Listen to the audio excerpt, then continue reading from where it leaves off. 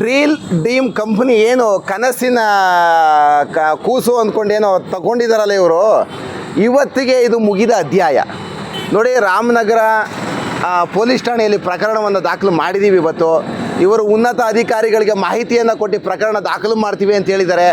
ನಾನು ಇಡೀ ಕರ್ನಾಟಕದ ಜನತೆಯಲ್ಲಿ ಮತ್ತು ಏನು ಡ್ರೀಮ್ ಡೀಲ್ ಕಂಪನಿಯಲ್ಲಿ ಇನ್ವೆಸ್ಟ್ಮೆಂಟ್ ಮಾಡಿರುವಂಥವ್ರಿಗೆ, ಪ್ರಮೋಟರ್ಸ್ಗೆ ನಾನು ಕೇಳ್ತಿರುವಂಥದ್ದು ಏನು ಅಂದರೆ, ಇವತ್ತು ನಾವು ನಿನ್ನೆ ಇದೇ ರಾಮನಗರದ ಡ್ರೀಮ್ ಡೀಲ್ ಶಾಖೆಯಲ್ಲಿ ಹೋಗಿ ಒಂದು ಪ್ರಶ್ನೆಯನ್ನು ಮಾಡಿ ಲೈಸೆನ್ಸ್ ಇದೆಯಾ ಇಲ್ಲಪ್ಪ ಅಂತ ಕೇಳಿದು. ಅದು ಅವತ್ತು ನೆನ್ನೆ ಯಾರು ಬರಲಿಲ್ಲ, ಆಫೀಸ್ ಕ್ಲೋಸ್ ಮಾಡಿಕೊಂಡ್ರು, ಓಡೋದ್ರು. ಓಕೆ, ನಾವು ಇವತ್ತು ರಾಮನಗರ ಟೌನ್ ಸ್ಟೇಷನ್ನಲ್ಲಿ ಈ ಒಂದು ಡ್ರೀಮ್ ಡೀಲ್ ಕಂಪನಿಯ ಮೇಲೆ ಪ್ರಕರಣವನ್ನು ದೂರು ದಾಖಲು ಮಾಡೋಣ ಅಂತ ಹೋದಂಥ ಸಂದರ್ಭದಲ್ಲಿ ಕನಿಷ್ಠ 300 ಜನ ಅಟ್ಯಾಕ್ ಮಾಡಿದ್ರು ನನ್ನ ಕಾರ್ ಮೇಲೆ. ಎಲ್ಲ ಸ್ನೇಹಿತರೆಲ್ಲ ಇದ್ದರು, ಎಲ್ಲರಿಗೂ ನಿಮಗೆ ಗೊತ್ತು, ವಿಡಿಯೋಗಳಿದೆ ಎಲ್ಲ. ಓಕೆ, ಅಟ್ಯಾಕ್ ಮಾಡಿದ್ರು. ನಾನು ಹೇಳೋದೇನು ಅಂದರೆ, ಡ್ರೀಮ್ ಕಂಪ್ನಿನಲ್ಲಿ ಕೆಲಸ ಮಾಡ್ತಾ ಇದ್ದೀರಲ್ಲ, ಇವತ್ತು ನನ್ನ ಮೇಲೆ ಅಟ್ಯಾಕ್ ಮಾಡಿದ್ರಲ್ಲ, ನಾನು ಹೇಳೋದೇನೆಂದರೆ, ನೀವು ಎಷ್ಟು 1000 ಜನನಾರು ಬರ್ರಿ, ನನಗೆ ಭಗವಂತ ಶಕ್ತಿ ಕೊಟ್ಟಿದ್ದಾನೆ, ತಲೆ ತುಂಬ ವಿದ್ಯೆ ಕೊಟ್ಟಿದ್ದಾನೆ, ನನಗೆ ಬಚಾವಾಗೋದು ನನಗೆ ಗೊತ್ತು. ಬಟ್ ಆದರೆ ಇವತ್ತು ಬಂದಿದ್ರಲ್ಲ ಜನ ಅಲ್ಲಿ, ನೀವುಗಳೇ ಸರ್, ಅವರು ಅಷ್ಟೊಂದು ಪೇಚಾಡ್ತಿದ್ದಾರೆ, ಅಷ್ಟೊಂದು ಕೂಗಾಟ ಮಾಡ್ತಿದ್ದಾರೆ. ಸರ್, RBIದು ಮತ್ತು ಸೆಬಿದು ಲೈಸೆನ್ಸ್ ಬೇಕಂತ ಕೊಟ್ಬಿಡಿ ಸರ್ ಅಂತ ಒಬ್ಬರು ದನಿ ಎತ್ತಲಿಲ್ಲ. ಏನಾಗುತ್ತೆ ನನಗೆ ಇದರಲ್ಲಿ ಕೋಪ ಏನಂದರೆ, ಇಡೀ ಕರ್ನಾಟಕದ ಜನತೆ ಏನು ಸಾಮಾನ್ಯ ಮತ್ತು ಮಧ್ಯಮ ವರ್ಗದ ಜನರನ್ನು ಟಾರ್ಗೆಟ್ ಮಾಡಿ ದುಡ್ಡನ್ನು ಇಸ್ಕೊತಿದ್ದಾನಲ್ಲ, ಅವನು ಯಾವನೋ ಲೋಫರ್ ಮೊಹಮ್ಮದ್ ಸುಹೇಲ್ ಅಂತ ಎಮ್ಡಿ, ಅವನಿಗೆ ನೆನ್ನೆ ಮೊನ್ನೆ ಚಿತ್ರನೂ ಗತಿ ಇರಲಿಲ್ವಂತೆ. ಇವತ್ತಾಲೆ ಬ್ರ್ಯಾಂಡೆಡ್ ಕಾರ್ಗಳು ಬೇಕು, ಬ್ರ್ಯಾಂಡೆಡ್ ಮನೆಗಳನ್ನು ಕಟ್ಟಿಸ್ಕೊಳ್ಬೇಕು. ನೆನ್ನೆ ಅವನೇ ಹೇಳ್ತಾನೆ, ನಾನು ಇದನ್ನೇ ಬಾಯಿ ಬಡಿತಾ ಇದ್ದೀನಿ ನಿಮ್ಮ ಹತ್ರ. ಇವತ್ತಿಗೆ ನೀವು ಏನು ದುಡ್ಡುಗಳನ್ನು ಇನ್ವೆಸ್ಟ್ಮೆಂಟ್ ಮಾಡಿದ್ದೀರಲ್ಲ ಡ್ರೀಮ್ ಕಂಪ್ನಿನಲ್ಲಿ, ನಾಳೆನೇ ಹೋಗಿ ಕಂಪ್ನಿ ಮುಂದೆ ನಮ್ಮ ದುಡ್ಡನ್ನು ಕೊಡಿ ಅಂತ ಕೇಳಿ, ₹1 ನಿಮಗೆ ಬರಲ್ಲ, ಬರೋಕ್ಕೆ ಸಾಧ್ಯತೆಯೂ ಇಲ್ಲ. ಯಾಕೆ ಅಂದರೆ ನಿಮ್ಮ ದುಡ್ಡು ಅವ್ರ ಹತ್ರ ಇಲ್ಲ. ನುಂಗು ನೀರು ಕುಡಿದು ಬಿಟ್ಟಿದ್ದಾರೆ, ಎಲ್ಲ ದುಡ್ಡನ್ನು ಖರ್ಚು ಮಾಡಿಕೊಂಡು ಎಂಜಾಯ್ ಮಾಡಿಬಿಟ್ಟಿದ್ದಾರೆ. ನಾನು ಹೇಳೋದು, ನಾಳೆನೇ ಹೋಗಿ ಏನು ಡ್ರೀಮ್ ಕಂಪ್ನಿ ಮೇಲೆ ಮಾಡಿದ್ದೀರಲ್ಲಪ್ಪ, ಇನ್ವೆಸ್ಟ್ಮೆಂಟ್ ಮಾಡಿದ್ದೀರಲ್ಲ, ನಿಮ್ಮ ಪ್ರಮೋಟರ್ಸ್ ಅಂತ ಕರ್ಕೊಂಡೋಗಿ ನಿಮ್ಮ ಮನಸ್ಸನ್ನು ಪ್ರಚೋದನೆ ಮಾಡಿ ನೀವು ಹಂಗಾಗ್ತೀರಾ, ಕಾರ್ ಕೊಟ್ಬಿಡ್ತೀರಿ, ಬೈಕ್ ಕೊಟ್ಬಿಡ್ತೀವಿ, ಸೈಟ್ ಕೊಟ್ಬಿಡ್ತೀವಿ, ಫ್ಲ್ಯಾಟ್ ಕೊಡ್ತೀವಿ, ಫ್ರಿಡ್ಜ್ ವಾಷಿಂಗ್ ಮಿಷಿನ್ ಕೊಡ್ತೀನಿ ಅಂತ ಆಸೆಯನ್ನು ಹುಡಿಸಿ ನಿಮ್ಮ ಹತ್ರ ದುಡ್ಡನ್ನು ದರೋಡೆ ಮಾಡಿದಿರಲ್ಲ ಪ್ರಮೋಟರ್ಸು, ಅವ್ರಿಗೆ ಹಿಡ್ಕೊಂಡು ಬೂಟಲ್ಲಿ ಹೊಡಿರಿ ಫಸ್ಟು. ಯಾಕೆಂದರೆ ನೀವು ಕೇಳಬೇಕಾಗಿರೋದು ಏನು ಗೊತ್ತಾ, ನೀವು ಕಂಪನಿಯ ಮೇಲೆ ಒಂದೇ ₹1 ಇನ್ವೆಸ್ಟ್ಮೆಂಟ್ ಮಾಡಿದ್ರು ಸಹ ನೀವು ಗ್ರಾಹಕರಾಗ್ತೀರಲ್ವಾ. ಗ್ರಾಹಕರಾದ ಮೇಲೆ ಕಂಪನಿಯ ಲೈಸೆನ್ಸನ್ನು ಕೇಳುವಂಥ ಹಕ್ಕು ನಿಮಗಿದೆ ಅಲ್ವಾ, ಕಾನೂನು ಹೇಳಿದೆ ಅಲ್ವಾ. ಯಾವುದೇ ಒಂದು ಕಂಪನಿ ಓಪನ್ ಆಗೋಕ್ಕಿಂತ ಮುಂಚೆ ಡೋರ್ ಇರುತ್ತಲ್ಲ, ಡೋರ್ ಪಕ್ಕ ನೋಟಿಸ್ ಬೋರ್ಡ್ ಅಂತೂ ಕಂಪಲ್ಸರಿ ಇರಲೇಬೇಕು. ಅದನ್ನೇ RBI ಹೇಳುವಂಥದ್ದು. ಡೋರ್ ಓಪನ್ ಮಾಡಿದ ಕೂಡಲೇ ಎದುರುಗಡೆನೆ ಕಂಪನಿಯ ಲೈಸೆನ್ಸ್ಗಳನ್ನೆಲ್ಲ ಶೋ ಮಾಡಿ ಅಂತಲೇ ಕಾನೂನು ಇರೋವಂಥದ್ದು. ಆದರೆ ಎಲ್ಲಿ ಮಾಡ್ತಿದ್ದಾರೆ, ಒಬ್ಬರಿಗೆ ಏನಾರು ಸೆಬಿ ಬಗ್ಗೆ ಮಾಹಿತಿ ಇದೆಯಾ ಪಾಪ ಜನಗಳಿಗೆ? ಈಗ ಹಳ್ಳಿಗಾಡಲ್ಲಿ ಎಲ್ಲೋ ರೈತಾಪಿ ವರ್ಗದವ್ರು ಇದ್ದಾರೆ ಪಾಪ, ಎಲ್ಲೋ ಹಾಲನ್ನು ಹಾಕ್ತಾರೆ, ದನ ಮೇಯಿಸ್ತಾರೆ, ಆಮೇಲೆ ರೈತಾಪಿ ವರ್ಗದವ್ರು ಇದ್ದಾರೆ, ಕೂಲಿ ಕಾರ್ಮಿಕರಿದ್ದಾರೆ. ಅವ್ರಿಗೆ RBI ಸೆಬಿ ಅಂದರೆ ಮಾಹಿತಿ ಇಲ್ಲ. ಏನೋ ಕಂಪ್ನಿ 1,000 ಕಟ್ಟರೆ ಏನೋ ಐಟಮ್ ಕೊಡ್ತದಂತೆ, ಬರೀ 40,000 ಕೊಟ್ಟರೆ ಏನೋ ಕಾರು ಬೈಕು ಕೊಡ್ತಾರಂತೆ. ಈ ಥರ ಬಹುಮಾನಗಳ ಆಸೆಯನ್ನು ತೋರಿಸಿ ಈ ಡ್ರೀಮ್ ಕಂಪ್ನಿ ಪ್ರಮೋಟರ್ಸ್ ಇದ್ದಾರಲ್ಲ, ಅವರು ಜನಸಾಮಾನ್ಯರನ್ನು ಹತಾಶೆಯನ್ನು, ಅವರ ರಕ್ತವನ್ನು ಈರ್ತಿದ್ದಾರೆ ಬ್ರದರ್.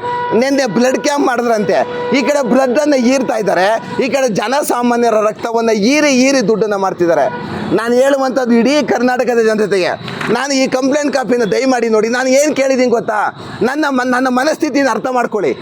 ಯಾವನೋ ಅದ್ಯಾವುದೋ ಚಾನಲಲ್ಲಿ ಒಂದು ಅಬ್ಸರ್ವ್ ಮಾಡಿ, ಪುಟ್ಟೇಗೌಡರು 3 ಕೋಟಿ ದುಡ್ಡು ಕೇಳಿದ್ರು, 5 ಕೋಟಿ ದುಡ್ಡು ಕೇಳಿದ್ರು, ಕೊಡ್ರಪ್ಪ ಡಾಕ್ಯುಮೆಂಟ್ಸನ್ನು.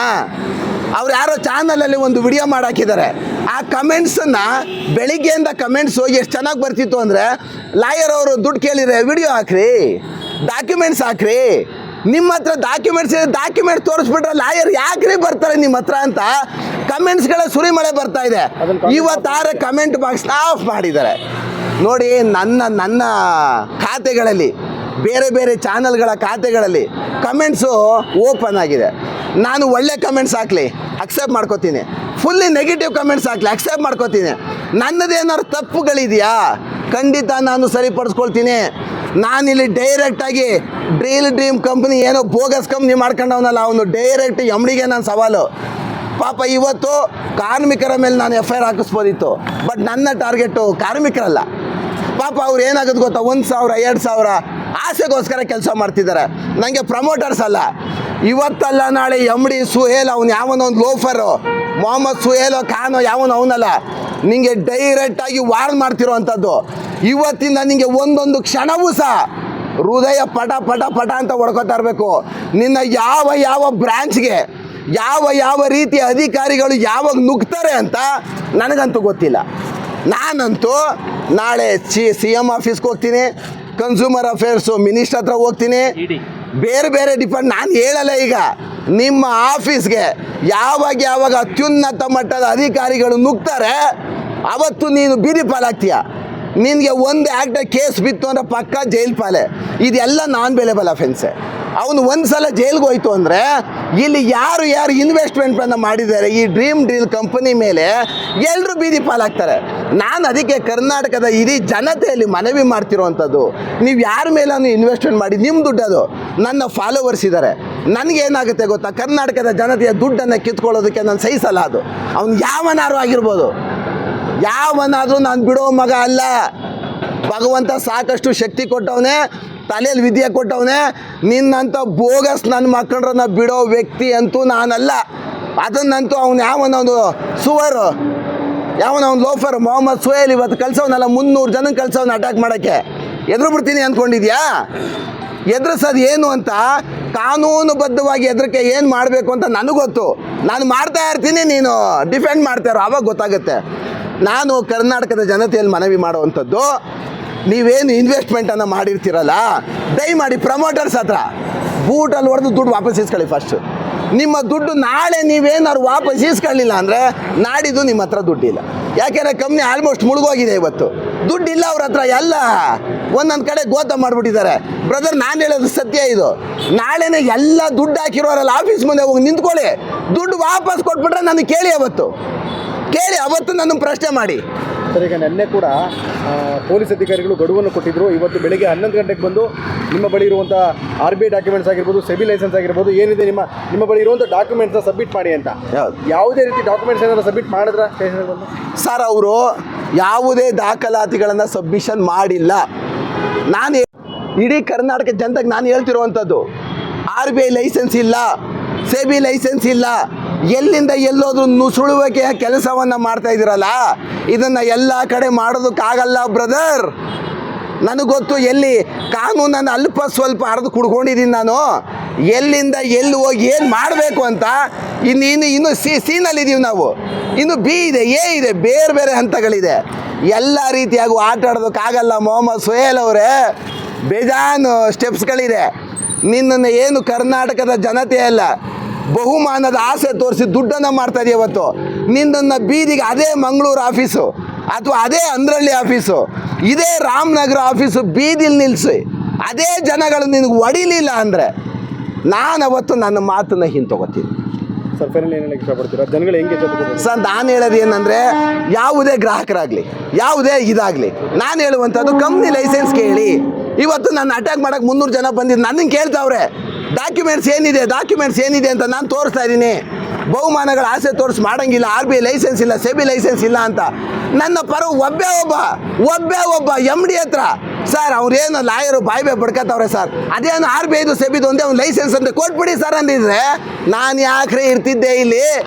ಜನ ಅರ್ಥ ಮಾಡ್ಕೋಬೇಕಲ್ವ ಅದನ್ನು. ನಿಮ್ಮನೆ ದುಡ್ಡು ಬ್ರದರ್, ನೀವು ಹಾಳಾದ್ರೆಷ್ಟು ಬಿಟ್ರೆಷ್ಟು ನನಗೆ.